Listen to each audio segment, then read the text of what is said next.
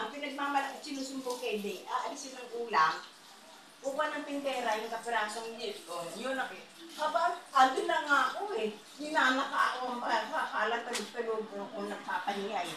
Yung pala, tinitira yung soft drinks. Ba, wala nga matino eh. Pati nga ako ko, niloloko ko, ninanakawan ako eh. Pati nung asawa eh. Yung sigarilyo ko, kinakalag. Sinigang niya? Basta pumunta yun doon, pugon.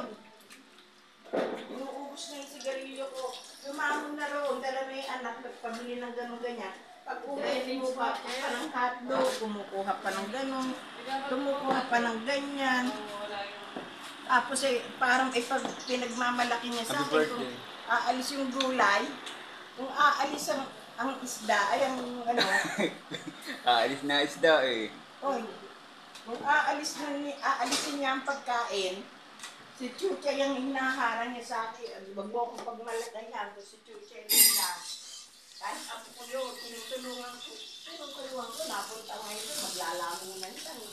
Pagkalaman nga eh, manghihingi pa ng isang dahan. Kasi bata ako mo, nayayag-yag din ang lalaglag din yung puso ko. Dahil dami, mabibigyan ko naman.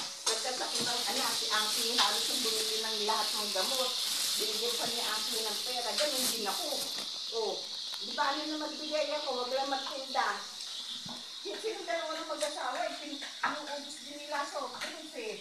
Ayoko lang magbigay na naman. Sinasabi ko Chucha. Ha? Ano sinabi ko Chucha? Then, kahit sino. Wala na dapat pagkatuwalaan. Iiwan niya doon. Uy, binigyan mo pa yung Jeramon niya. Opo. Birthday eh.